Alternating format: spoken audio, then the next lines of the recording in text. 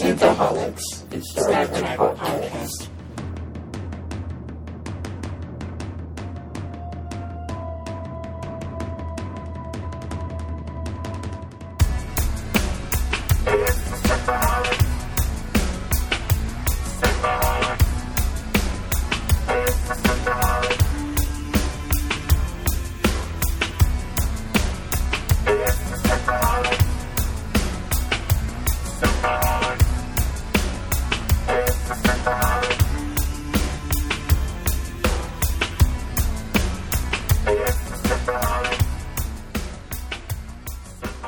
Welcome to Synthaholics. This is your host, David Duncan, and with me today is Guy Davis. Hello. It's been a while. How have you been, man? I've been great. It's our first snow day here in Denver. And it's a nice 65 degrees here in Buffalo, which makes no sense. Makes absolutely no sense. I know. The world is topsy-turvy. Topsy-turvy. You got snow before us. Although you are at a higher altitude, so that's kind of cheating. It is. And, you know, you're at a higher altitude if you look at a map on the wall, though. Yeah. That's a higher longitude, I think. So, Aaron unfortunately can't be with us today. Work thing came up, and he was not able to get to us at the moment. So, we miss you, Aaron. Sorry you couldn't be here. Yeah, we do. And I am under the weather, so excuse me for sounding like a frog. Yeah, he's under the weather that I have. I wish. It's your first time on since we've talked Discovery. So what is your thoughts been on the show so far? Well, I have been an avid fan of Discovery for since it started, because of course this is, for me, it's the first time we've had Star Trek in 15 years, and I've just been 12 years since it went off the air, but 15 since the other show started. Yeah. Well, you're right. Yeah, well, roughly 15 years, give or take. And I really just kind of wanted to change my attitude towards Star Trek. I'm getting too old to be grumpy about Star Trek, so I decided to change my attitude on it and just enjoy it, which has changed the way I view Discovery. But it hasn't let me down. It's been very, very good, in my opinion.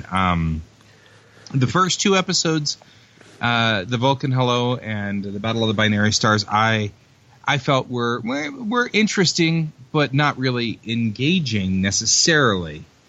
Context is for Kings was just incredible. At that point in time, I was like, oh, this is what we're doing. Yeah, now and so once they hit Context is for Kings, I was like, well, now I see where you guys are headed. And so I am totally on board now with these guys. I mean, I was willing to be happy and blissful and watch Star Trek before, but now I'm definitely on board. So absolutely, that's pretty much how Aaron and I were. The first two episodes, just they weren't bad, and I enjoyed them, but I was trying to view them through the lens of the non-fan, which is, I assume, what they want to attract. Which is why they put that free episode on TV, so they could attract non-fans. And I feel like, as much as I enjoyed it, I feel like it didn't. I just feel like it just wasn't enough. Because I feel like the third episode did more than the first two combined. I don't really actually think, and this is my little deep down in my soul feeling. I don't think they're really after the non-fans this time. I think that what happened with Enterprise was they kept trying to go after the non-fans, and they went after the non-fans, and what they ended up with was uncomfortable sex scenes between T'Pol and Tucker. That didn't happen until season 3 or 4. So I mean, right? But that was put in there, and the kind of weird sex scenes of putting lotion on each other, and it puts the lotion on its skin.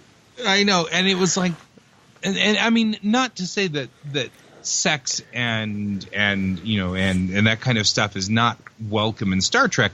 It just felt forced. It felt unreal. It felt unnatural. And the thing that I felt was that they were putting that in there to try to Dawson's Creek up Star Trek. Sexify it. In. Yeah, they were trying to draw in viewers. And I remember the commercials at the time were very sexy, and they were clearly trying to sexy up the show. And that wasn't natural. And so what I think was happening was they were trying to keep the viewership above the 10 million line. Mm-hmm. And they couldn't. They just could not keep the viewership holding above the 10 million line, and that's what caused Enterprise to fall. With CBS All Access, they don't have to. They only need to keep about 1 million of us, and that's it. And so, I don't think they need to worry about it. They just need to keep 1 million of us. The only thing, got 1 million of us. The only thing I'm worried about is that they haven't officially greenlit a second season yet. Yeah, it's kind of interesting. I was talking to Doug Jones about that, and it's interesting because the scuttlebutt is that they've greenlit a second season. I mean, there's chatter that but even Doug Jones hasn't heard that they have greenlit a second season. Well, even the interviews with the writers and the producers, they haven't. Yeah. I mean, like, they keep talking about, we've got, plot points figured out for where our second season's going to go. And even like a week or two before the show came out, they were talking about second season's going to be post-war, but there's been no actual green light, and I don't know why they haven't. I mean, if they've got all this, it's working. If they've got all the subscribers they're going to get, I would hope we should know one way or the other, especially since Netflix fully funded the first season on its own. So I would assume a second season would have been, a no-brainer since they already made money on it. And I am curious where the scuttlebutt is coming from that says that Netflix has funded the second season of Discovery. No. I'm talking about the first season. The first season was totally funded through Netflix. Yeah, but I've seen articles pop up saying that Netflix has paid for second season. Oh, I've not seen that. That's interesting. Yeah, well, and it's scuttlebutt. I mean, it's totally not. This isn't coming from on high, because, like I said, Doug Jones hasn't heard that either. Yeah. And nobody has heard that. So clearly, this isn't official by any stretch of the imagination. So it makes me wonder, where did you hear this from? Where did this come from? Where, who's hearing this information that makes them think that the second season's been greenlit? I hope it gets greenlit soon. I'm hoping they'll announce something soon. I just can't wait to hear that, because I'm loving the show so much. And I do disagree a little bit. I mean, I understand what you mean. We were talking about Enterprise a minute ago. They're trying to sexify it. But TOS was probably the most sexy Star Trek until Enterprise. And there was a lot of sexy in TOS. I think they were trying to bring that back, but maybe push the envelope a little bit because, it's got, 40 years on the original show, so they can push things a little bit further, since the sensibilities of the 60s are different than the sensibilities of the early aughts. Oh, well, and there's nothing, and like I said, there's nothing wrong with sex in Star Trek. It's implied all over the place. It's just... Oh, sure. And I'm not trying to say that there's something wrong with that. Not that there's anything wrong with that, quoting Seinfeld. The problem I had was that it was forced. It felt like they were trying to, and this is coming from me being in my late 20s. I was part of the target audience at the time, and I was watching this going, where are you guys going with this? They brought 7 of 9 in the same way in Voyager, and I was in my mid-20s during that time. Yeah. And it was not the show itself, it was the advertising I took umbrage with. Because the show, it was a little forced. They were trying, and they were kind of failing and falling short. But the advertising was so stilted. And it was clear that they were trying to bring in people, they were trying to bring in non-Trekkies. They were really trying to bring in non-Trekkies. And looking back in a forensic way, especially when you read sort of some of the overview of what happened to Star Trek and sort of where people were seeing how things happened, and what was it I was reading? I was reading These Are the Voyages, and not These Are the Voyages. There was another one that I was reading. I can't even remember. My wife borrowed it from the library, but it was what happened in the later parts of Star Trek. Mm-hmm. And Berman was talking about how hard it was to keep Enterprise on the air, with the schisms of the Trekkies and the Trekkies being very upset and everything like this and this whole thing going on. But he was also having a hard time keeping the numbers up, keeping the viewership numbers, which is the whole point behind CBS All Access. They only need 1/10 of the viewership on CBS All Access. They don't even need 1/10 of the viewership to keep Discovery at its current rate. They don't even need that much, which is where Netflix is going and where everybody's going. I mean, if you have Netflix has a lot of buying power in a TV show by charging everybody $5 a month. You know what I mean? Yeah. They only need to have a fraction of what CBS needs in broadcasting power as far as money goes. So this is a major shift in the way everything goes. Discovery only needs 1 million viewers, and 1 million of us is nothing across the entire globe. I mean, there's 8 billion people. Well, All Access is relegated to just North America, though. Yeah, but what we talk about Netflix too. Yeah, Netflix is already bought in at that point in time. So All Access and Netflix and all of those things, you add all of those together, and you get enough that they've paid off their bills to get this without needing to do anything further. So my theory here is they've never really targeted anybody but the Trekkies, and that is evident by the number of things. I mean, my goodness. Well, I just Michael thought Burnham that she's crawling through the Jeffries tubes, and she's quoting Alice in Wonderland. Yeah, that's which very is a Star reference Trek. directly to an animated episode from TASS. Yeah, She's referencing TASS. And I'm like sitting there, my mind is blown. I'm like sitting there going, "Oh my God, she's referencing a TASS episode." but the thing is, I mean, even if it's not referencing TASS, it's just very Star Trek-y for them to do that anyway. You know, with quoting Moby Dick and Star Trek: First Contact and other things like that. I mean, like quoting, you know, old literature is very, very Star Trek. Well, Spock had said that Amanda used to read Lewis Carroll to him all the time. Yeah. But he said that in TASS. Yeah, but I mean, it's even more direct with that TASS reference, for sure. Uh-huh. So first we're going to go non-spoiler first reactions to The Butcher's Knife Cares Not for the Lamb's Cry. So just non-spoiler first reactions. What did you think on that? Non-spoilerly. Yeah, we try to do the first bit of the episode non-spoilery so that people can... if you have not seen it yet, you can go see it. Yeah, go see it, and then come back and get the rest of it. If you've not seen it yet, just go see it. Let's see, non-spoilerly. First reactions, just to this episode. I really loved the episode. We're definitely getting deeper and wider with the ideas and the concepts. They're bringing in focus where I think they're headed with this show. I guess what we had talked about before, when you were saying that the first, you know, the Vulcan Hello and the Battle of the Binary Stars feels like a prologue, and these two episodes, Contexts for Kings and The Butcher's Knife, they feel very much like now we're really talking about what's going on. Absolutely. So that's my first impression is in the first real episode, if you will, after the prologue. Yeah. In the first real episode last week, we got to see the little bit of what's going on here.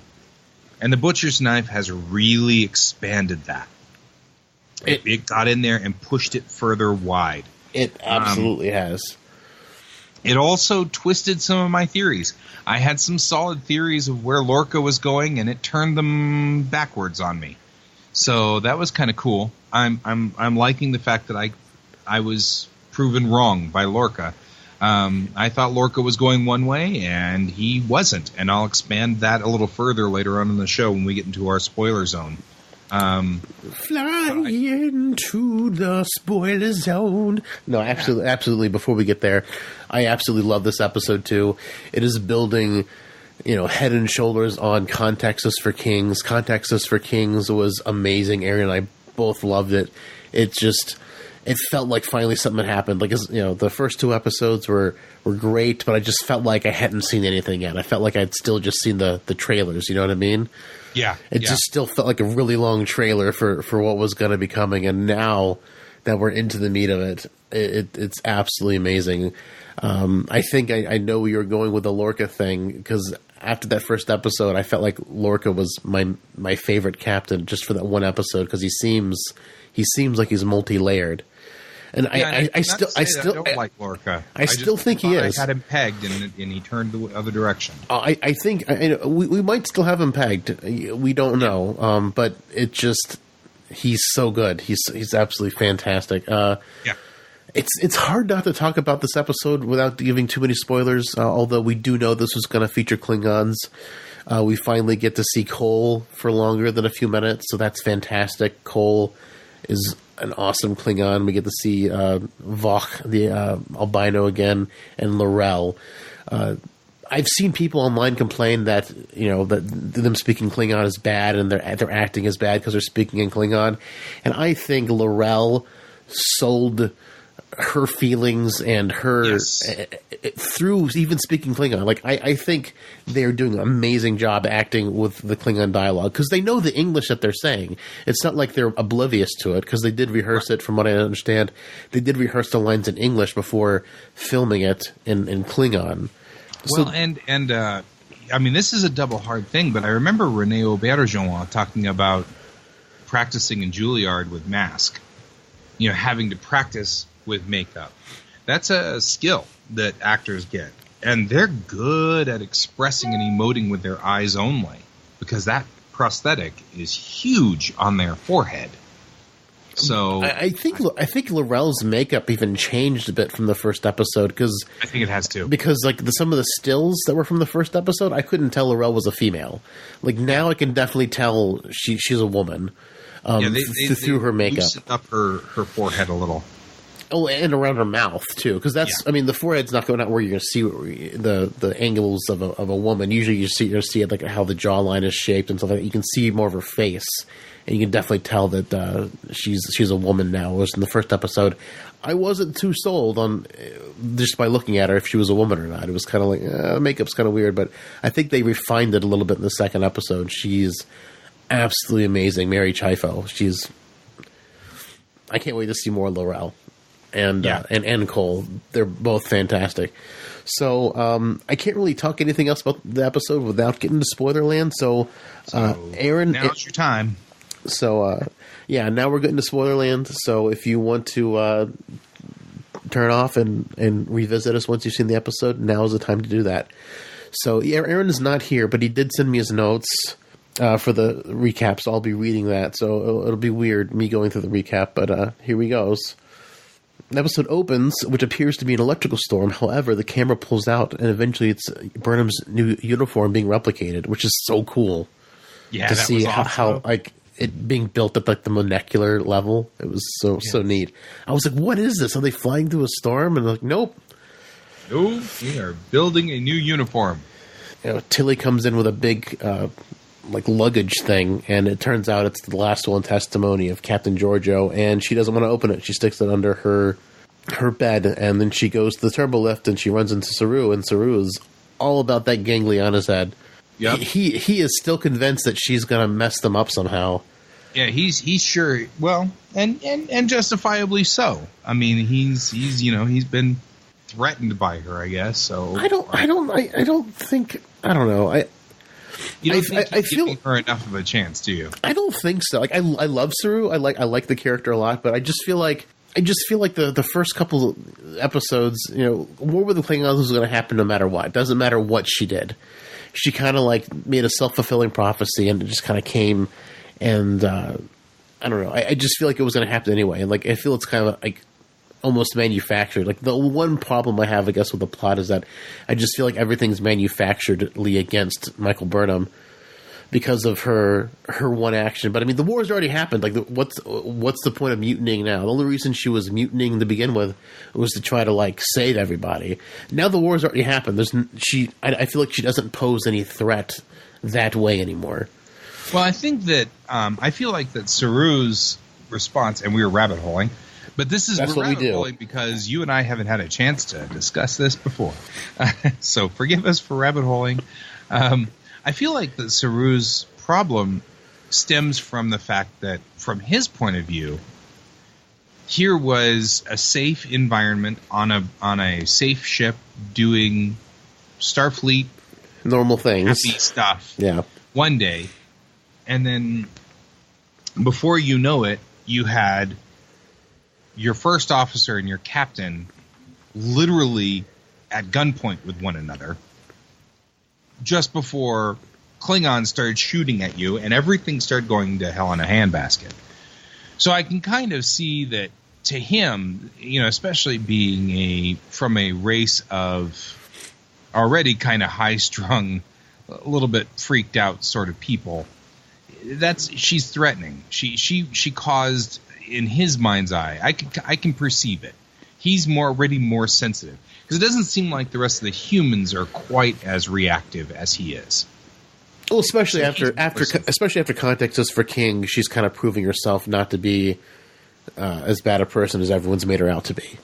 Right. I mean, it seems like that they're not as freaked out as he is. It's going to take him longer, which actually makes me like the character more, because they're not just flipping him back over. Okay, he's good. Yeah. I mean, I love the character. I just think everything's kind of been manufactured against her, just because of how it is. Like, that's the one plot point that I'm not super sold on. They're just all blaming her for something that was pretty much going to happen anyway. But she also probably took full responsibility for it in the court-martial, so it's kind of like, well, you kind of did just take it all on yourself. The nice thing is, when I was watching the episode, I had the benefit of watching it with a guy who happens to be a lieutenant colonel in the U.S. Army. And so there is some very unique viewpoints to having an actual active army person there. And his statement was, as soon as she said guilty, he was like, well, that's it. She's a mutineer. I mean, those were his words. Bam, right there. I mean, yeah, she pled guilty. Yeah. Yeah, so it doesn't really matter at that point in time what the context was or what was going on. The military is going to view her in a certain way that changes automatically. So, which is why I love Lorca's line, universal laws for lackeys, context is for kings. And I'm like, yes. Yeah, exactly. That's exactly what Lorca was saying. I'm in love with you, Lorca. You're amazing. Yeah, Lorca's pretty much saying, you know what, you know, the Army can sit there and say that you pled guilty and whatever. We're going to sit there and say, I know you didn't really mean to hurt what was going on here. In other words, all the audience knew you were on the right side. Yeah. I knew you were on the right side. Absolutely. The story seems to think you're not. You know? Yeah.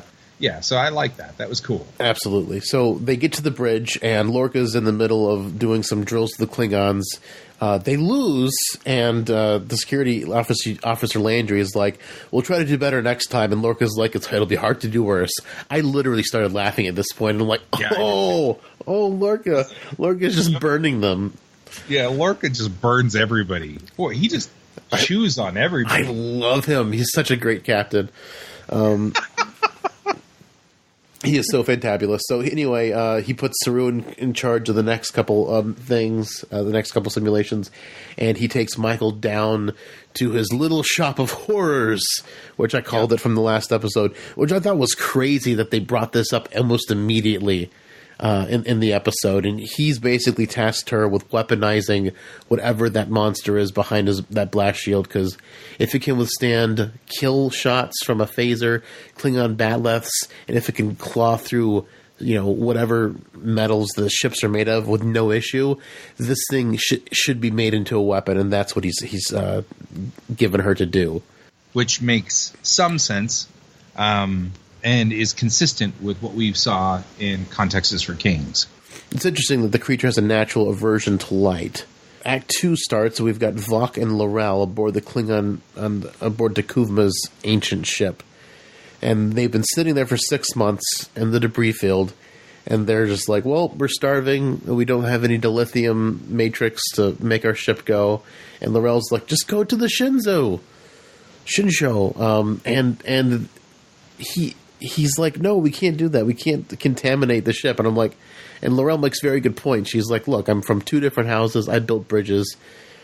Being pure isn't worth dying over. We've got to be, if we're going to, take this to Kronos, if we're going to make this, spread Takuvma's religion and spread his holy war, we have to, be alive to do it. So they eventually decide to go over to the other ship.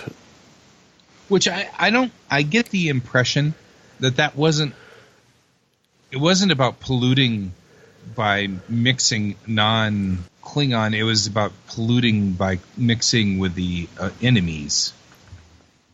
Well, yeah, but the thing is, it's technology. Technology is technology. Like, you needed a lithium matrix to make your ship go. I mean, it doesn't matter who made it.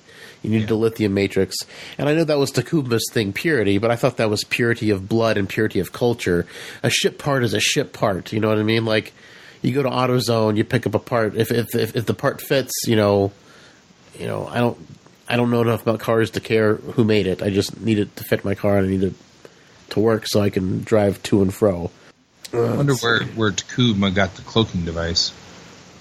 That's interesting too. I hope they go into that, because they're the only ones with cloaking devices, which is interesting. Clearly that was brought up in this particular episode too. Cuts back to Discovery, and we've got Landry joining Burnham in the armory. She wants to help weaponize the creature, and she wants to make sure that Michael is not being too sciencey. Don't be too curious. Let's get to work. Lorca gets a call from the Admiral. They have a distress call from the dilithium mining colony, Corvan 2. They're under attack by the Klingons. Discovery's the only ship nearby, and nearby is, loosely, because the only reason they're nearby is because they have the experimental spore drive. Captain Lorca goes to Stamets, and Stamets is like, well, we'll try, but I don't know how to do it. So they warp into the sun, basically a sun's ionosphere. They're not at Corvan 2, so stuff happens, they get out, and they warp out of there. Back with the Klingons, Cole warps in, does this whole weird, false humility thing. I didn't quite get Cole. Maybe he didn't realize the situation and was just going to evaluate the situation. Because he comes in, he bows, and I was talking about all this stuff, I was talking smack, I'm sorry for talking smack to all you guys. I think he was trying to lull him into a false sense of security. That's probably a good point. So that happens. They talk about being starving. They talk about the cloaks and how they're gonna join together. Klingon Mach, remain Klingon, and they do their chant. Meanwhile, back on Discovery. It's interesting. Corvan 2 shows up again, but it shows up in a TNG episode as a side note while you're looking. Yeah, I did look that up on Memory Off. I'm like, where does it show up? Corvan 2. And New Ground. Yeah. Season, episode 10. Anyway, when they did that original jump into the star, Michael noticed that the creature started acting weird, and it kind of reared up and it was shrieking in terror or pain or something. And when Landry comes back down, she shows her what's going on with the creature, and she thinks there's some correlation between the spores and the creature. And Landry's like, no, it probably just didn't want to jump into a star, and it doesn't like light, so it doesn't want to be too close to a star. And Landry's like, oh, we're going to anesthetize this thing, and we're going to start cutting off its claws so we can study it, because you're not making progress fast enough. And Lorca demands progress. Right. She anesthetizes. She grabs a phaser. She grabs some kind of other Klingon knife, and as soon as the shield comes down, it comes barreling out and tries to get through the door. Landry shoots it, and then gets mauled by the creature, and then thrown through the desk. Luckily, Michael's like, oh yeah, it doesn't like light, so he turns on the light. She shuts it back in its pen. Emergency beams the sick bay, and Landry is dead, Jim. Yeah, boy. Landry oh my gosh, killed off. I couldn't believe she died in just 2 episodes. We loved Landry. I was really digging Landry. I loved Landry. I was like, she's like the Tasha that we should have gotten, like the badass security officer. Should have gotten, and we wiped out Landry. And I'm like, dang it, I liked her. Like, we are in a post Game of Thrones world, guys. It's, this shouldn't have surprised me, because this is what I've been saying leading up to Discovery for over a year now. We're in a post Game of Thrones world. Nobody is safe. Sure. And even though I've been saying this, I was still shocked when she died, because she's kind of a bigger actress for the show. And I think she's one of the ones I've actually heard of. And I've seen her in other things, so like for her to die like in only 2 episodes, that blew me away. So I was shocked. I was like totally shocked. I was like, it was brutal too. Like she was ripped. It was a brutal death. She was ripped open all sorts of ways. It was. I like that Star Trek's stepping into this more realistic. Now, to be fair, I mean, I hate to say this, but the inner GM in me has to say, to be fair, she did. Like, say, I've had it with this. I'm going to go over there and go against the scientist who's saying, I don't think it's asleep yet, and shoot at it. Yeah. And to be fair, she did roll a couple of ones on her perception check. On her perception check there. And it wasn't exactly one of the top 10. And her street smarts also rolled a 1 on. Yeah, she rolled a bunch of ones. Rolled a bunch of ones there. The inner GM in me says I probably would have killed her off too. She wasn't doing some brilliant stuff there. Sure, but I mean she's also. But I mean that just speaks to how she knows Lorca and how Lorca needs results. Right. And she's like, to me, it didn't feel. To me, it felt like Lorca was pushing her too hard. Not that this was an unrealistic character death, which means that the writing is still pretty solid. Oh yeah, it wasn't that she was being stupid because she was stupid. It's like she knows she has to get results, and she has to get Michael to get results. Otherwise, it's her ass. Right. Well, so, and we've seen with Stamets that Lorca is pushing. Really hard. Pushing everyone really hard. Which is... And Michael... And we've had bosses. I mean, everybody has had a boss like this. Yeah. Everybody's had one of these bosses who's like, your job's on the line. Do this. And you're like, it's impossible. And you're like... And the boss is like, your job is on the line. You will do it. Or you will be fired. And you're like, well, crap. I'm going to end up fired. You know what I mean? Sure, yeah. And of course, this... Lorca's upped the ante here. It's not just you're fired, you'll be dead. He's upping the ante on these things. Exactly. He does these psychological games too. I mean, which we haven't gotten to because you haven't read it yet. Yeah, I think actually this probably happened earlier. That's the scene right now. After the jump, but after Landry dies, he's like, look, don't let her death be in vain. And then also Stamets, I think this was earlier, but Stamets got his nose broken whenever they jumped into the sun. And he comes in and talks to him about what needs to be done. And while they're arguing, I'm going to take all my stuff away. Like, Starfleet owns all this. You can't do anything, dude. I love Lorca. That. And then Lorca then says, I want you to play back on the speakers for everybody to hear. What's happening in Corvan, too. Going, help us, we're all dying. Oh, that was psychological crap. I mean, Lorca is messing with the crew of the Discovery. But I mean, it's beautiful. It's amazing. He's being effective. He is being totally effective. There's no question. He is unlike any other captain we've ever seen, and I love him for it. Yeah, I mean, like I said, I had an idea of where Lorca was going in Context is for Kings, but this has changed where I think he's going in this episode, and I love it. I love where he's going. Don't get me wrong. He is. I'm of the opinion that the large arc of where Discovery is going is exploring what you have to do in a war. Yeah. And how much of you are you willing to sacrifice to win. And Lorca has already decided that he is willing to sacrifice his entire humanity to win. Well, he's all in. But, I mean, I think he's also part of Section 31. And I think Section 31, they just give up their souls.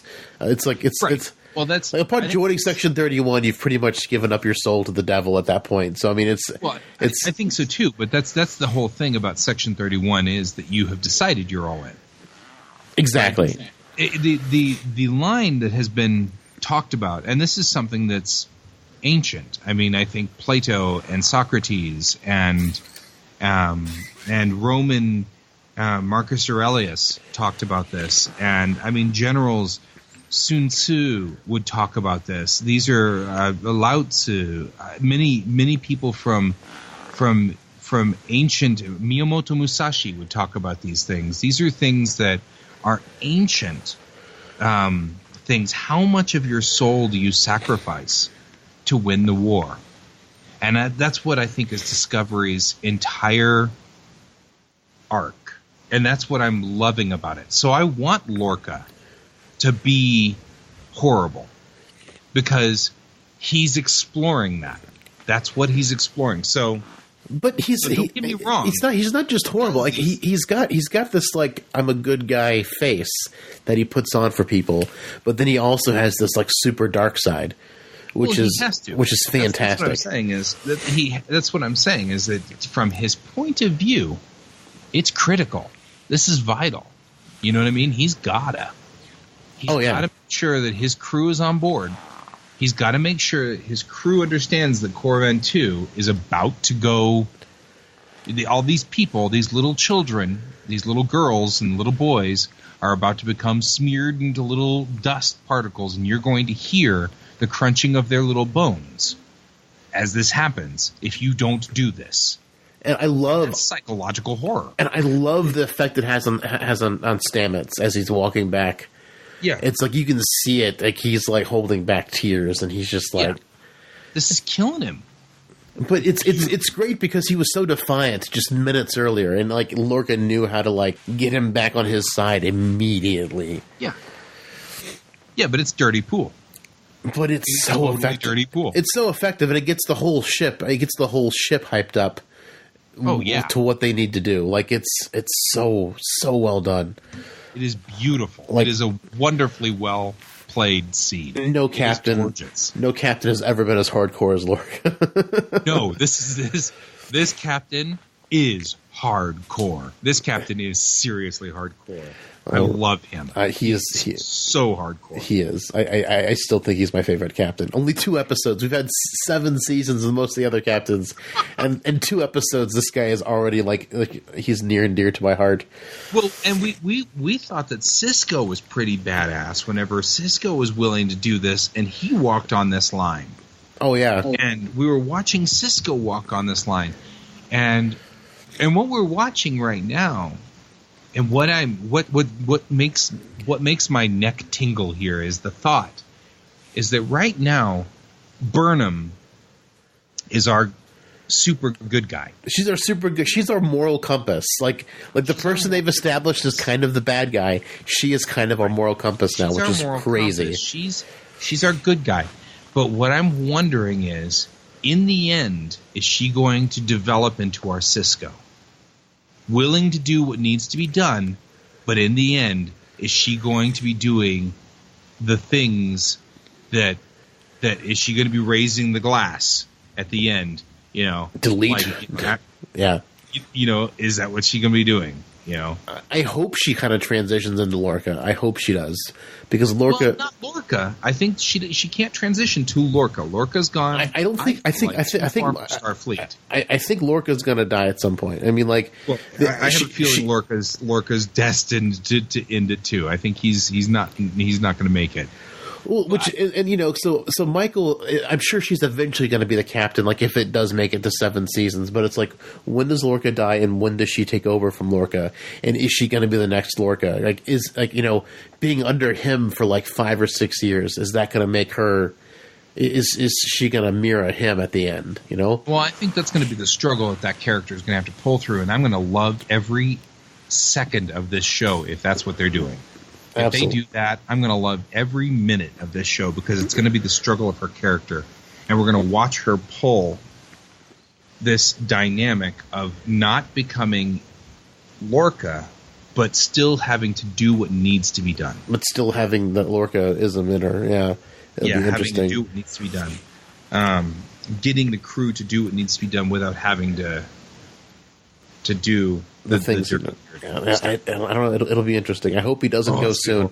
Like I hope. I hope. Distracting you. I'm sorry. I hope. I'm sorry. I hope. I keep pulling you right off. I hope Lorca makes it to like this at least the second to last season. I hope he doesn't die too soon because we love Lorca. Lorca's so amazing.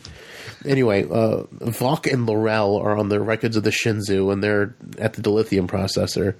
And Vok wonders if Laurel has doubted Dekuvma for naming Vok. And she basically tells him how she doesn't have a taste for leadership. She likes being the supporting structure for the leadership because it gives her so much more freedom to do what she needs to do. So they take that. And Burnham summons Saru to Lorca's room.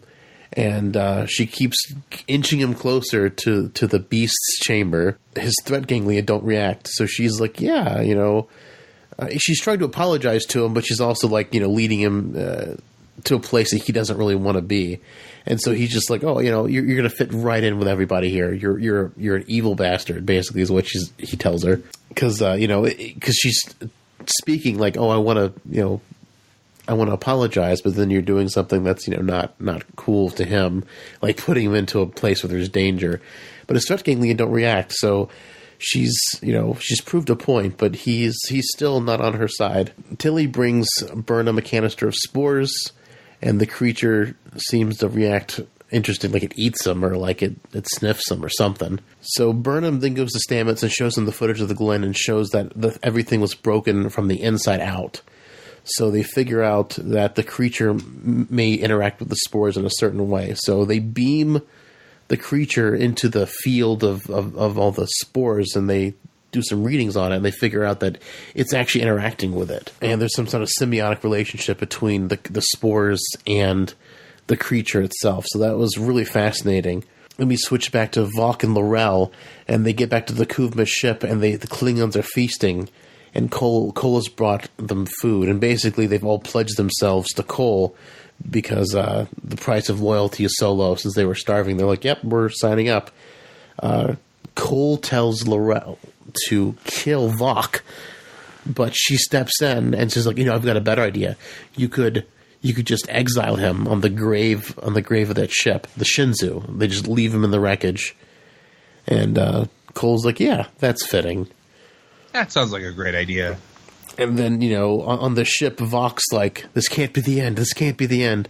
And Laurel beams in. She's like, "It's not the end, but you're going to have to give up everything to, get anywhere in this life." And I thought that was super interesting that she basically saved his life. And I feel like they're setting him up completely to be the albino from Blood Oath. From Blood Oath. I think so, too.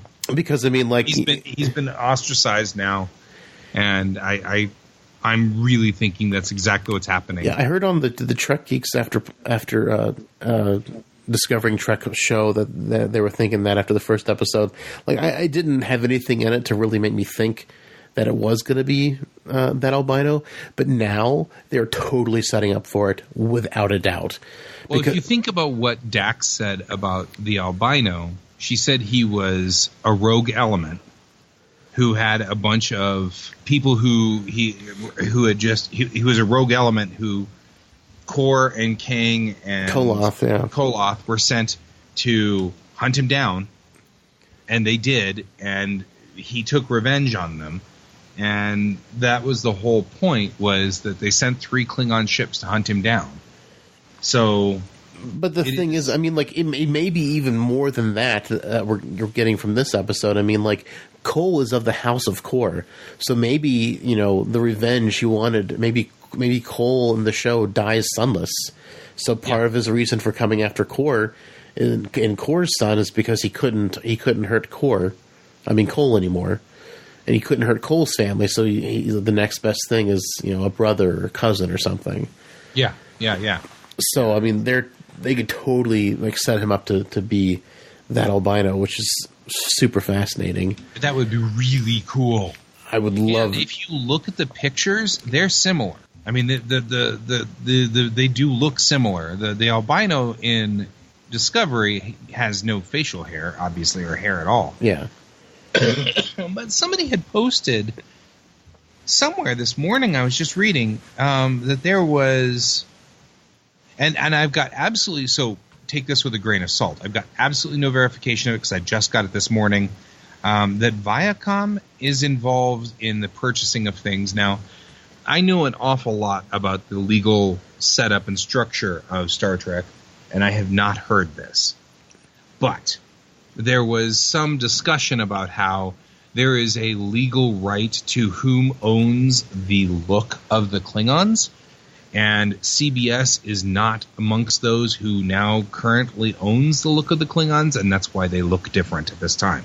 There is discussion that might be part of what's going on, that it involves Viacom and the purchase that Viacom made a few years ago of CBS, and so because of that may be why the Klingons look different. Well, what I heard is Brian Fuller made a mandate, so they had to look different. That's what I heard. Well, that would be consistent with, and they no longer have the legal right to make them look the same. Therefore, so that would be consistent with it. I hope they get that right back so they can start edging them to look more like the Klingons that we know. Because, I mean, I love the new way the makeup looks, and I love how alien they look. But, I mean, no eyebrows, no goatees or anything. I mean, I don't care if they're bald. But if they had, like, at least big eyebrows or big goatees, it's at least a nod that they have hair follicles. But they're making them look like they don't have hair at all. And, I mean, Kahless cut his hair and made the first Batlath or whatever. When he stuck it in lava. So, I mean, like, Klingons having hair is integral to their lore. Yeah, well, it is, but, of course, that was one of the arguments that somebody had also made was, Klingons, their hair was very important to all Klingons, and I said, yeah, hair was very important to all humans, too, and then promptly put a picture of Cisco. You could always argue that humans have gone through phases where we shaved all of our hair off, and then we went through phases where we had long hair, and then we went through phases where we shaved all of our hair off too. So yeah, but not as every single member of the culture, though. Yeah, well, I'd be willing to believe. Yeah, but we have had multiple cultures too. Yeah, but I mean, like, multiple cultures have different ways of doing things, and the Klingons, they showed all 24 houses, they're all bald, and I'm like, yeah, for every single one to do that's kind of weird, but. If it is a legal thing, that makes a little bit more sense. Well, right now, on the entire Earth, all of our women shave their armpits at this moment, so that is kind of a thing. Well, isn't that more an American thing and less a European thing? Yeah, well, and right now, and for the last, 50 years, that's been kind of a thing. Oh. But 50 years ago, that wasn't necessarily a thing. Yeah, well, I mean, fashion changes a lot. Fashion changes and things change. I mean, I'm just thinking, and then goatees are a thing now for a lot of, and as our communication spreads, a lot of people are doing goatees. You and I have goatees. Yep. But not full beards. Well, I mean, I model all my hair off of Klingons. I mean, I've got the middle of my upper lip shaved. I mean, I've got the Klingon aesthetic going because I love the old Klingon aesthetic. Yeah, the only thing I don't have is the ridges. I've got the long hair too. But back to Discovery. Discovery goes to black alert. They beam the tardigrade that was from the Glen to their reaction chamber. All the stuff starts working, and they have the full map. And they realize the tardigrade's got all these star charts and coordinates just in its head. And they're able to warp into the Corvan 2, and they take out 2 Klingon bird of prey immediately. Then they just sit there, just wait for the enemy to get closer and closer while they're getting hammered. Then they warp out with 3 torpedoes just hanging there in the air, and they just blow the Klingons to hell. And it was fantastic. I love this scene so much. A lot of the scene from Corvan 2 reminds me a lot of Once More Into the Breach, when they're going behind the Cardassian lines, the whole the way they're raiding that planetary system. It's everything reminds me so much of that.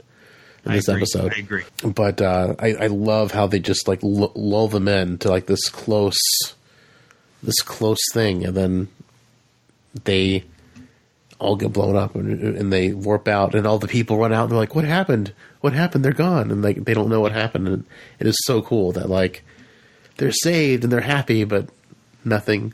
They don't like, oh, we can't thank anybody. We don't know what happened. It's really cool. Back on the ship, Tilly comes to finds Burnham in the room, and she encourages her to open up the chest.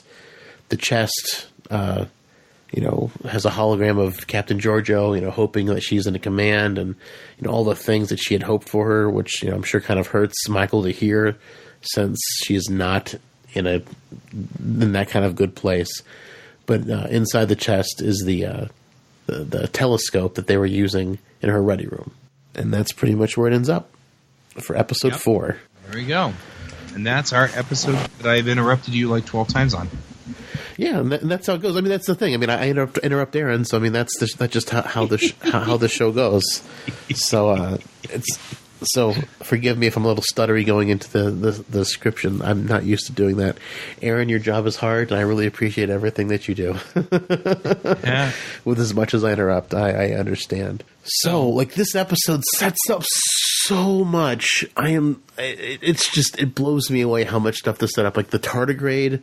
Like that creature. That creature clearly is being exhausted doing this job, which is setting up the big moral quandary. It's like a moral quandary.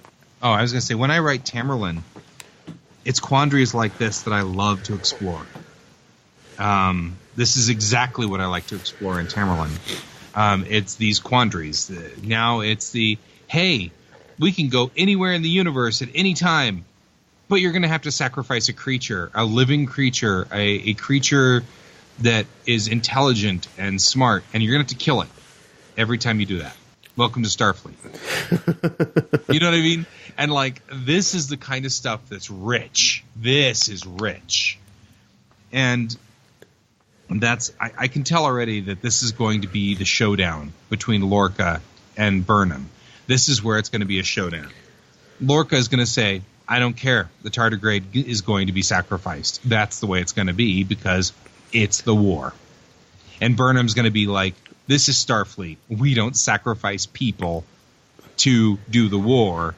And Lorca's going to be like, it's not a people, it's a tardigrade. You know what I mean? And she's going to be, and he's going to also, he might even at that point have to show the Section 31 thing, where it's like we go beyond, we go beyond what Starfleet requires to get what's necessary. There's so much stuff they could lead toward. Yeah, the fact that the Discovery is 1031. Oh yeah, that's just beautiful. Section 31, black badges on board.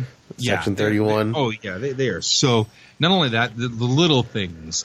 Somebody had pointed out online the last scene in Contextures for Kings that pulls out of that room. Yeah. That Lorca's in, his little menagerie, and the window. And underneath the window, there are 3 lines and 1 line.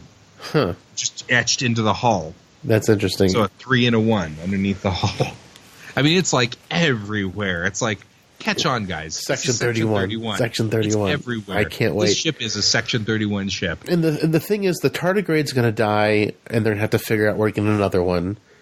They're just going to manufacture them. They're going to figure out where they... I mean, they were already sort of saying, in this one, there was dialogue where they were doing where did the Glen pick up the tardigrade? Yeah.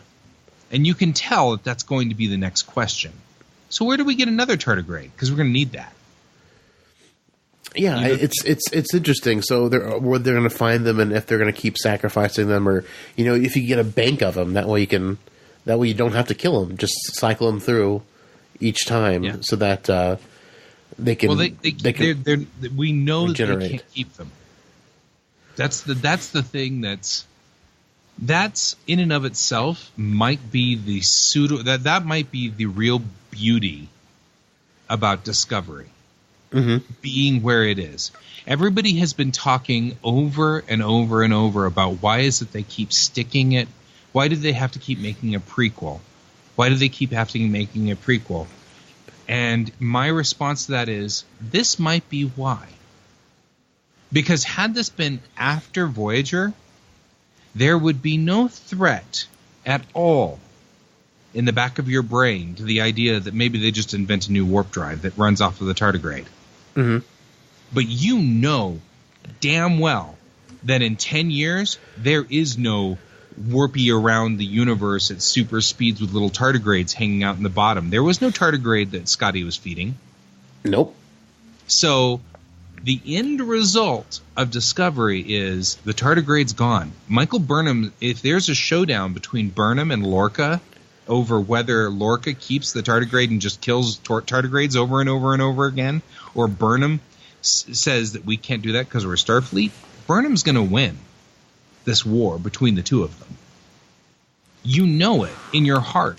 Either she's going to win the war, or they're all going to die, and something horrible is going to happen. But the thing is, I don't think it ever goes away. I think Section 31 just takes sole proprietary of the tardigrade spore device, because Right. I think that's how Sloane shows up in Bashir's quarters all the time with that actually would be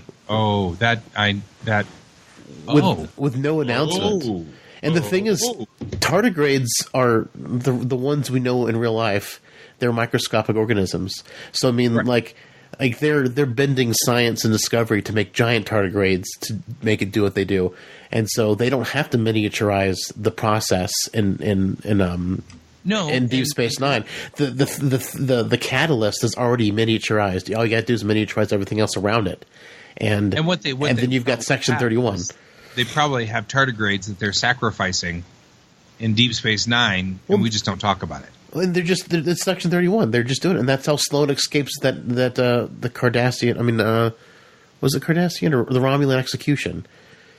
It looks like he dies, and he just beams out. Like he probably planted another one of those devices on someone else to warp them in, to have them melt on that Romulan chair, and he just warps out. You know. No, I'm with you. I'm totally with you. I think right. I think the tardigrade thing that is exactly how Sloane keeps showing up in places that he shouldn't be showing up in. He's using a tardigrade transporter.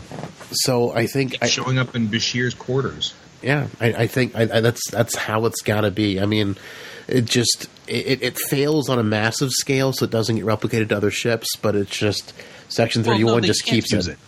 It's morally inept. It's morally corrupt, so it can't be used. Starfleet can't use it. It's like Starfleet's got a lot of technology that we've already proven by canon that they can't use. They don't have cloaking devices. Yeah, but they also they could. The Defiant has a cloaking device. Well, they borrowed it from the Romulans, but yeah, right. But I mean, it's and Kirk stole a cloaking device. That's true. In 2268. I mean, it's not like they don't have cloaking devices. They've had cloaking devices everywhere, but because of the Treaty of Algernon, they don't use the cloaking device. So, I mean, it's not like Starfleet doesn't hang out having it. You know what I mean? I just don't understand how they ended up signing the treaty where they don't get to use it, but every single other race that's not part of the Federation doesn't. Who'd they sign the treaty with? What really cracks me up is I'm reading the books that take place after Deep Space Nine, which are great books, the phenomenal books, all of the Kittimer Accord books and all that stuff, that the Kittimer Pact books that take place in the Typhon. The Typhon Pact? Yeah. Typhon Pact books. I haven't read those, but I read Read them. Oh, they're beautiful. I read the Discovery trilogy, which takes place right before that. Not the Discovery, the one where they kill the Borg, the one that shows the creation of the destruction of the Borg. Those are the Destiny trilogy. Those were fantastic books. I love them. Destiny trilogy with the Aventine, and then after that is the Kittimer Pact, and you need to read those two. I'm reading those now, but I love the fact that it's all set around the Typhon group, which is the Tholians, the Zenkethi, and the Romulans, and the Breen. They've all gathered together to form this pact that are against the Federation, And they're upset because they have slipstream technology. The Federation has slipstream technology. And the whole point is that they've been trying to get the slipstream technology because it gives them an upper hand. And through the whole thing, I keep thinking, don't they have cloaking devices? Exactly. Like, isn't that technically an upper hand? And not only that, I mean, you know, and of course, while we're at it, of course, the Tal Shiar is using their phase cloak, which is even weirder cloaking technology, which allows them to move through other spacecraft. And I'm like, see, they're sitting here but of course that's true to real life. I mean, you know, you sit there and I gotta have it all. Yeah, you fear the opponent has that one thing that gives superiority when it really doesn't. Yeah. You know. And so I find all of this to be amazing on a high scale. But that's the thing I think I'm liking the most about Discovery, is for the first time in a long time, probably since the Dominion War, and in fact I think it's been since the Dominion War, I feel like I am sitting here trying to second guess what our commanders are doing, what people are doing, what the characters are doing. Lorca has gone both directions on me. I thought I had him figured out in Context is for Kings. He turned around and went the other direction on me.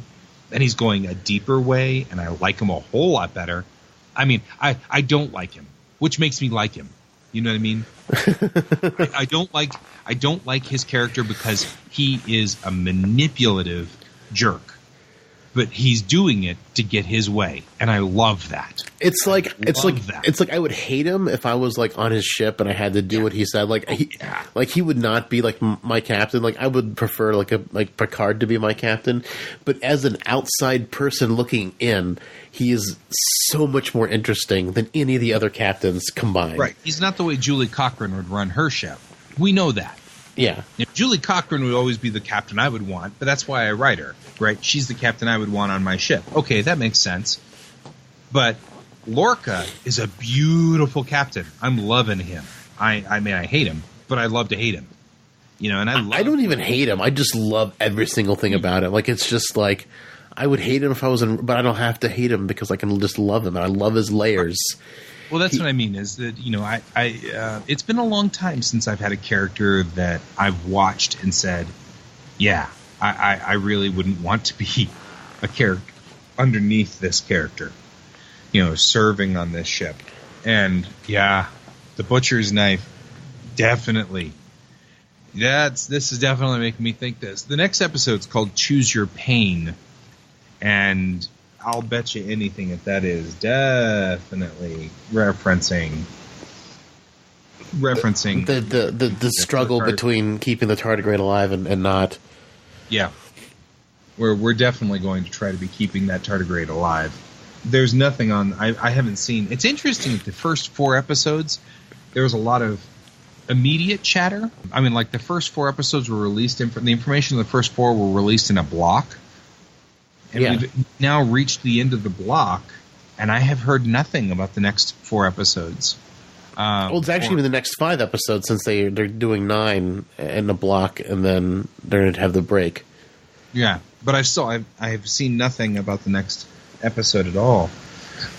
But yeah, I am definitely and don't get me wrong, I am absolutely on board with Lorca. I love to hate him. I hate him, and I love it. I love him so much. He's so good. He's so manipulative, and it's just like, you know, it's not the qualities you want to have in a Starfleet captain, but it's just, it's different. It's different, and I think that's why he's so good. I mean, every captain has had their own unique personality, but they've been kind of one-dimensional. You know what I mean? Right. Like, I mean, Kirk. I love Kirk. He's great. He's got the swagger. He's got like the know-how. He's super intelligent. But he's always pretty much been the same. Yeah. Janeway, same way. Sisko, he breaks the rules here and there. He's kind of like Kirk, but he's not multi-layered like Lorca. Like Lorca's just different, so much more different than anything we've gotten in Star Trek, and I think I love it because it is so different and so new, and in a way it's fresh. Well, and that's the whole thing, is that the thing about Lorca, the thing about each captain in their own way is that they have their own personality and their own design. And you can't always have Boy Scouts. Starfleet is about Boy Scouts. Yeah. But you want Starfleet to be about your heroes. But there are always going to have to be, underneath the heroes, there had to be the people who just got the job done. They did the dirty work, and they got the job done. Mm-hmm. And that's what's so great about this is Burnham went in there, and we saw this in Contexts for Kings, right? We saw her say, "I'm the hero. I know you think I'm not the hero because I, tried to knock out my captain and started a war and stuff like that. But I was misunderstood. In reality, I'm a hero." Mm-hmm. And Lorca is like, "No, I got you, but I don't think Lorca got her." And I think we really did get Lorca didn't get her.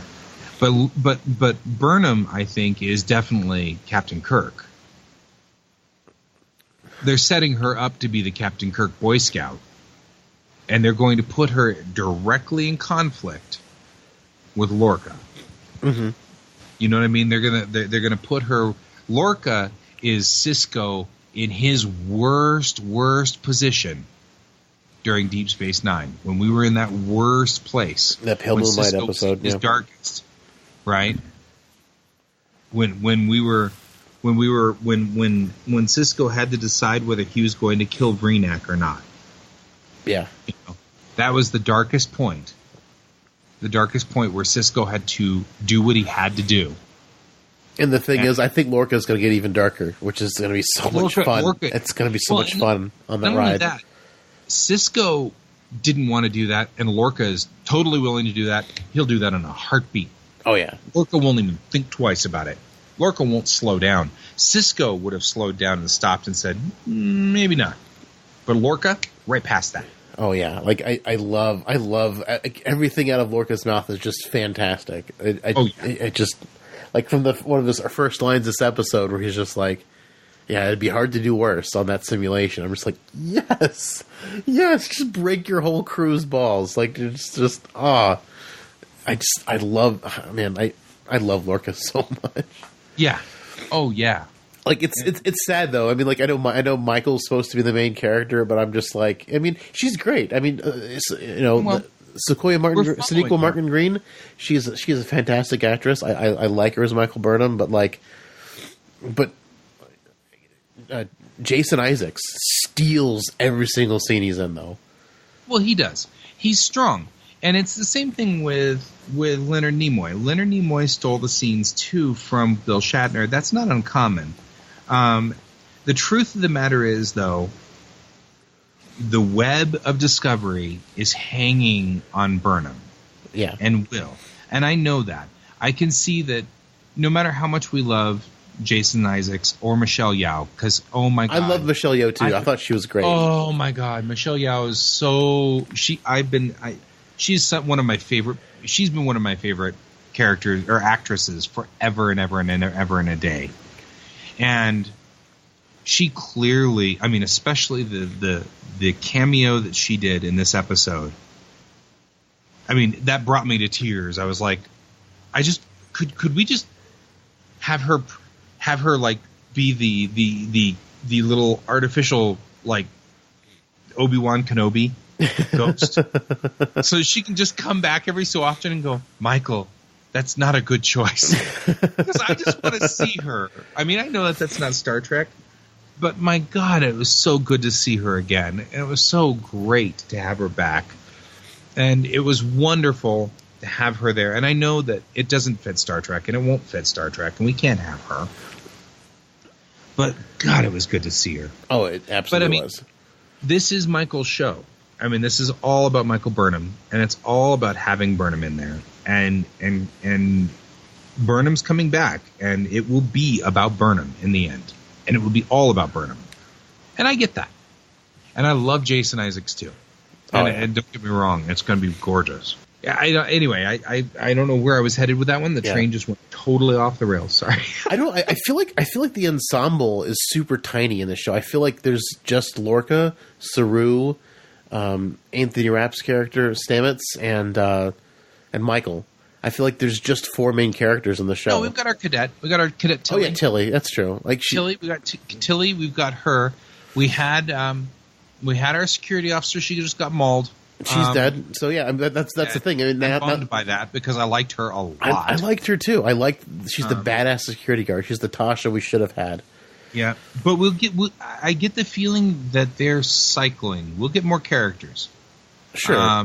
We're gonna get more people because I know that Harry Mudd's on the horizon. Oh, Harry Mudd's gonna be in the next episode. It looks like they capture Jason Isaacs in the next episode. They capture Lorca.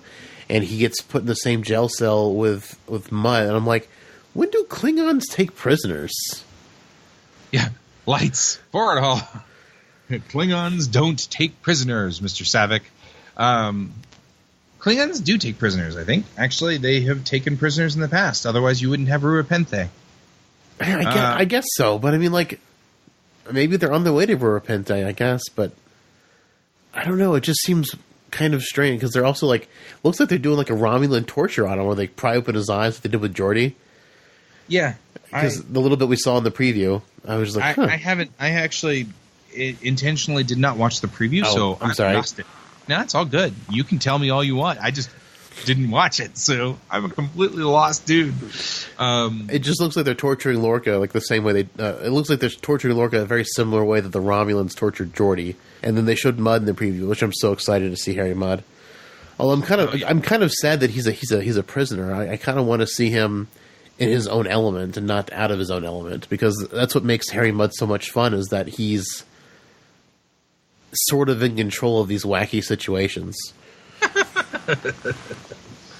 Yeah, well, you know. And then he gets caught by, you know, the Federation, but this time it looks like he starts off being caught by Klingons. And I'm like, huh. That's interesting.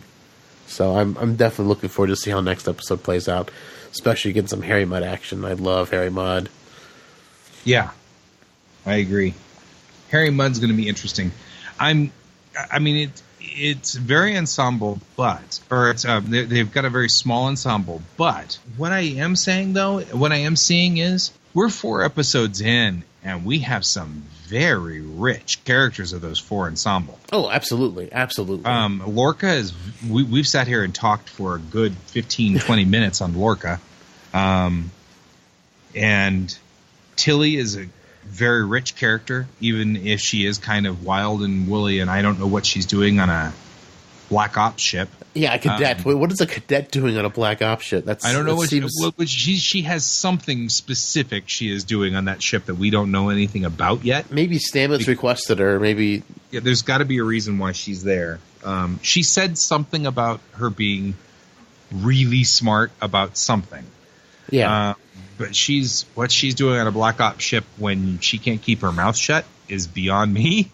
But that's an interesting thing. Well, she's on Stamets' crew, so I would assume at this point that Stamets has particularly recruited her based on something that he saw on her record.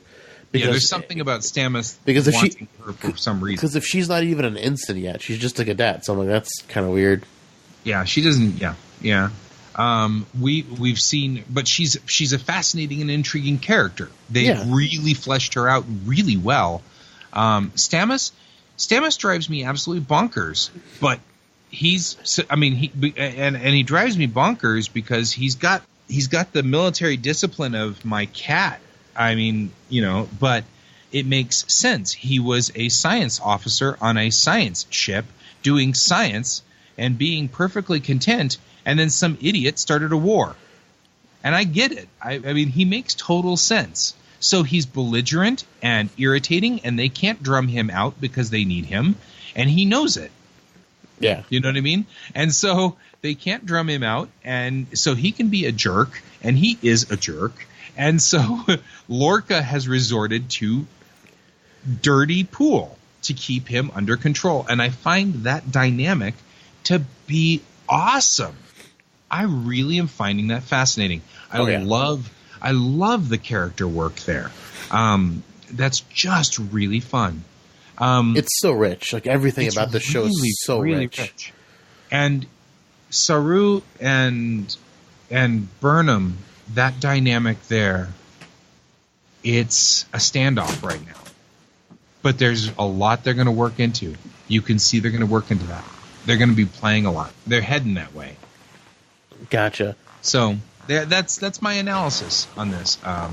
That's where I'm thinking we're going on this one, is those two spots. That's where I'm thinking we are. Yeah. I think so too. Anyway, yeah, this episode has been fantastic, and if they keep going this route, I am so sold. Like, this show is so good. Like, oh yeah, I was worried a little bit, to be honest. Like, I was excited for it, I was worried, but after the last episode, all my worry went away. And after this week's episode, I'm just more and more excited for each additional episode. It just keeps building, and it's absolutely fantastic. It is. And it's incredible. We do have an email from my brother. This is from the first episode that he heard, and we didn't get to read it last time because we started recording really late. So here it is. So he said he heard our episode on Discovery. Interesting discussion. Personally, I thought just about every aspect of the show was amazing. It may have even exceeded my expectations because I try not to get too excited about watching anything. Although it was very difficult for the first Trek series in over a decade. But being neutral with expectations helps me enjoy a movie or show for what it is, and it almost seems the illogical emotions that may cloud my judgment to a minimum. Both of you had problems with the pacing of the show, which is understandable to a degree, but I felt like it was appropriate for a pilot episode. It's much harder to get a target audience to feel for a character in a long-running show if they don't know anything about the background of the character or the characters and their relationships with the other characters. There's an endless amount of amazing shows that started out with a very similar pacing, very similar to this. I felt like the goal was to give the audience, make them feel a shit about Michael Burnham and understand and empathize with her about why she did what she did, which is what the show accomplishes beautifully. That's the kind of stuff that makes people want to keep watching a TV series. And yes, the pacing with the Klingon story did make it feel like they were kind of just sitting there forever, not doing anything. And yes, the ordinarily should not be the case. I felt like it was excusable, first of all, because the Klingon clans are not on the same page, so they were going back and forth with each other, and secondly, because I'm pretty sure there's a Klingon flashback or two mixed in with that scene, which they could have rearranged to make it flow a little bit better, I guess. I'm sure they could have, but it's still cool they went through all the trouble setting up the story with the enemy.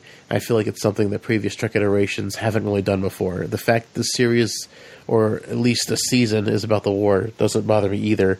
It's not like the first time we've seen war in Star Trek, even though they didn't start off that way in Deep Space Nine, is also about war. And it wasn't just one season either. It was a major theme for the whole series. Believe me, I understand the reason why it's putting off some people. I love the peaceful space exploration aspect of Star Trek as much as the next fan. But like it or not, the Klingon Federation War is still a part of Star Trek history and a topic worthy to dive into. The Klingons are, as far as I can tell, the most popular Star Trek alien who wouldn't want a history lesson seeing where they are concerned. Speaking of Klingons, their old school look, with the plain faces, forehead ridges, and hair worthy of 80s thrash metal performer, will always have a special nostalgic place in my ever. However, I dig the new look. The elongated heads, misshapen facial features, and the lack of hair make them look more alien and not just human with a plastic forehead. Even their voices sound more alien. I know there's a lot of haters out there, especially when it comes to the new look of Klingon. But come on, and I believe Aaron pointed out in the episode, the show is evolving, and it's not a bad thing. If it didn't evolve, Klingons would still look like white people with blackface, and no one wants that. I thought the morality discussion between Burnham and the computer was a nice touch, mostly because it's nice not the TOS, the times Kirk outlogicked the machine. I didn't feel like it went on for too long, but then again, the idea of a human owning a computer in a battle with wits amuses me to no end. And if memory serves, there's old conversations where Kirk lasted even longer. One last thing, y'all are worried that the show isn't doing well enough to thrive because it wasn't good enough. I think at this point you can put the worry to rest. The Discovery pilot got 8 million views, and the record for all SX subscribers was shattered. Let me put this to you in perspective for you. The series premiere, Game of Thrones, got only 2 million views. Game of Thrones is now the most popular show on TV of all time. I know y'all like to read emails, but seldom get them, so I'm hoping y'all don't mind reading the emails that are 56 pages long to make up for it. Keep up the good work. Look forward to your coverage of future episodes and the course of the episodes themselves. Yeah, thank you for the email. It's always good getting email and getting to read responses on the air. Yeah, I think you're right. I mean, absolutely. I was harder on the first couple episodes, but I was definitely harder on them because I was trying to look at them as a non-fan and trying that free episode to get new people to subscribe. And that's why I was a lot harder on it. I do love the look of the new Klingons. I'm a little sad there's no hair, but we talked about that a little bit earlier today on the show. So yeah, but I think that that's just going to be, you know, maybe they're just going through a non-hair phase. You know what I mean? Maybe we'll have hair later. Yeah, I mean that's good. It got 8 million views, but I mean also it's 8 million views on a channel people get with their cable package automatically, whereas HBO people had to pay for $15 a month, even with a cable package. So I mean, it's a little unfair comparing the two. I think where CBS is a channel everyone has, whereas HBO isn't. And also, Game of Thrones is also one of the most popular. One of the most pirated television shows out there. Yeah, and it's apparently getting pirated as well, which is sad. But it is sad. But I mean, with Game of Thrones, nothing is like Game of Thrones. Like it blew everyone's expectations out of the water. Even people that don't like the fantasy genre, it sucked them in because it wasn't too heavy on the fantasy. I mean, you had some fantastical elements in Game of Thrones, but it didn't get super fantasy until this last season. This last season felt full on Dungeons and Dragons to me. Or like, the battles take forever, but traveling, took seconds. Right. I understand that I had HBO for last year, or last year I had HBO, but then I had to renegotiate my deal with Comcast, which is our local provider. So I didn't get HBO this season. So I have not seen the most recent season of Game of Thrones. So don't spoil. Oh, I'm sorry, but I'm just saying. It's all good. It feels more like D&D, like in that fantasy realm than any of the other seasons did. Well, that's good because I'm a D&D player. I love D&D, but I mean, like I liked how the previous seasons of Game of Thrones felt a little bit more real because travel took a long time. But I don't know.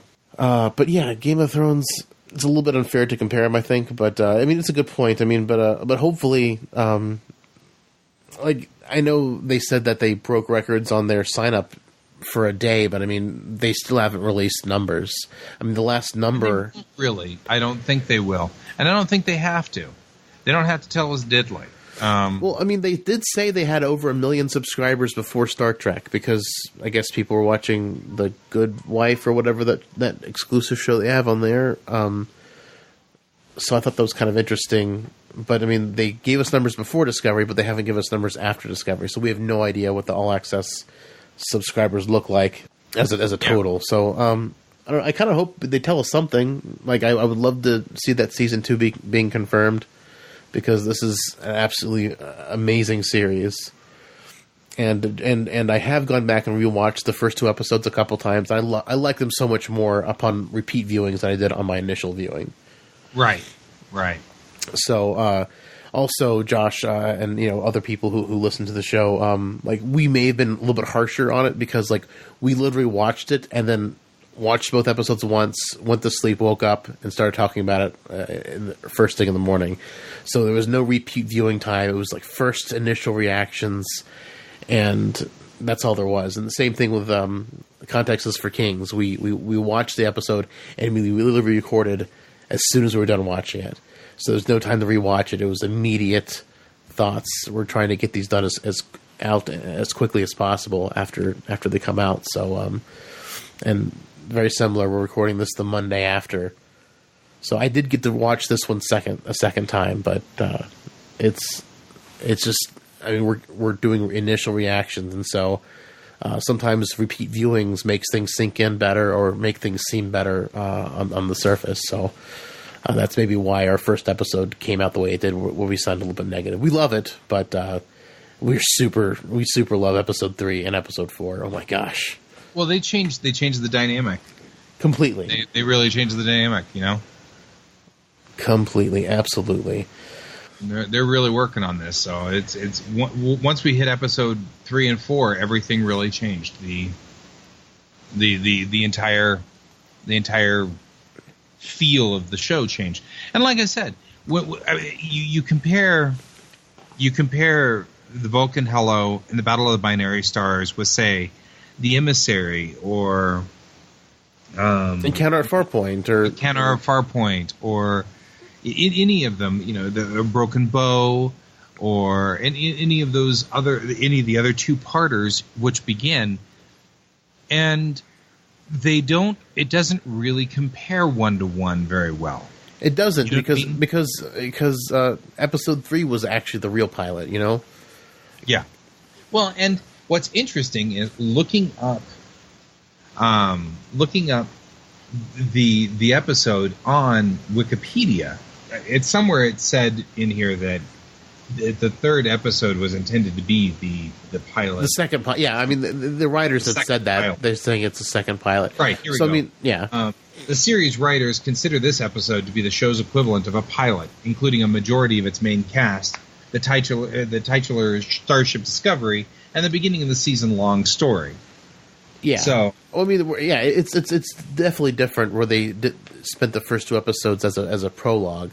We've never had a prologue in Star Trek before. It was always like, oh, here's the ship, here's the adventure, go. And so Star Trek Discovery did something completely different, which isn't bad. I just definitely I was trying to look at an outside person looking in instead of watching it as a Star Trek fan on initial viewing. But yeah, thank you for the email. It's always great hearing from you and hearing what people think. And anyone else, if you want to email us, feel free to email us at synthaholics@yahoo.com. And do you have anything else about the show you need to say, Guy? No, I'm really enjoying it. I'm looking forward to more episodes. Absolutely. I can't wait. Cool. Yeah. I'm really excited. It's such a great thing to have Star Trek on. I just really want that season 2 confirmation so I can be jived for next season. Yeah, I don't want it to be canceled after one season. I'll cry. Well, I honestly, contrary to what chatter is going on outside there, I don't think they're going to cancel it after this first season. I think they're good. I think they're good to the second season. I don't think it's going to be a problem. I mean, I think they are too, but I'm just the longer they wait to announce a second season, the more I get worried. I mean, the more we all sit here and what's going on. Yeah. Well, what I'm worried about is that they're going to play this game that everybody else is doing, which is wait a year between seasons. That's starting to really bother me. It's the especially with how short they are. Yeah, they're 10 episodes every other year now. I mean, we've gone from 26 episodes a year to 10 episodes every other year, and I mean, in like the span of 2 years. Yeah.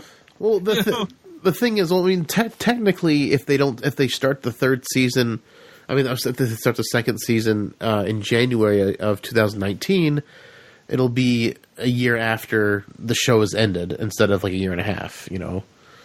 I mean, it sounds worse than it is because we're not getting the second half of this season until beginning of next year anyway.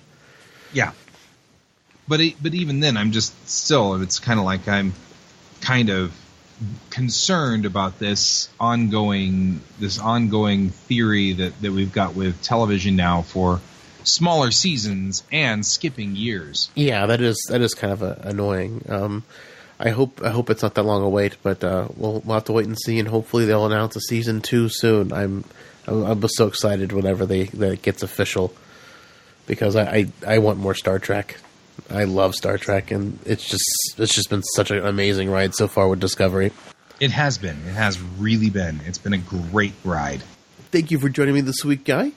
Thank you for having me. Thank you very much. You're very welcome. Our intros were by Dave Wilkes. The rest of our music is provided by Warp 11. You can find them at warp11.com or Warp 11 on Twitter. The show you can find on Twitter at Synthaholic Duo. Personally, I'm David_J_Duncan. Guy? You can find me at GS Davis Art pretty much everywhere. And you can also find me at USS Tamerlan on Facebook and Twitter. And, well, that's pretty much it. Fantastic. Well, if you like the show, please go on iTunes and rate us and review us so we can be found in the algorithm more easily.